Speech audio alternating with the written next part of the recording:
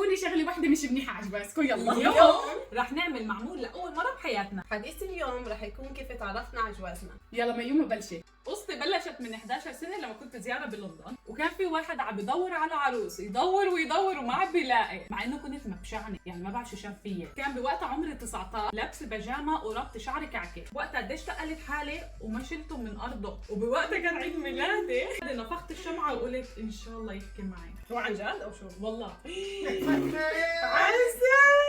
من بعدها باسبوعين طلب نمرتي وبلش يحكي معي. من يومتها على الان ورح يضل على الان. انا قصتي من 10 سنين شفته بعرس مريم، شفته وعجبني. انا شو عملت؟ رجعت على السويد وحطيته على الفيسبوك. وليه ما ضافت من الاول؟ انا ضفته، شو بعرفني؟ هبله، بس هو كتب لي بالاول. ما بنصح اي حدا هيك يعمل. اوعكم حياتك ما تضيفي شاب على الفيسبوك ولا على اي لا شيء. عادي، انا شايفته عادي. انت شو زي رايك؟ ما عادي. عادي او لا؟ انا بقول دايما الزلمه لازم ياخذ اول ستيب. انا قصتي شوي غريبه. مستر حموده قرر انه يسال اختي اول شيء شو هي رايها اذا انا حقبل اتجوزه ولا لا. فهي سالتني وانا دغري قلت مستحيل، انا ما بنقول من السويد ولا بتعرف على ناس، ما كان بدي. واول ما قلت انه هو شاب نباتي دغري قلت لا هذا لازم اعطيه فرصه.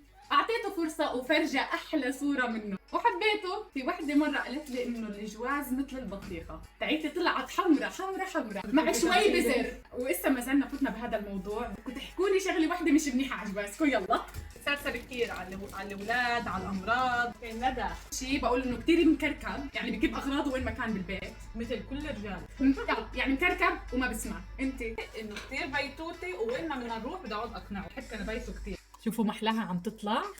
واو، وهيك صاروا المعمولات جاهزين. يلا إسا دوركم تحكوا لنا كيف انتم تعرفتوا على جوازكم. واو. Which one's a dick? باي.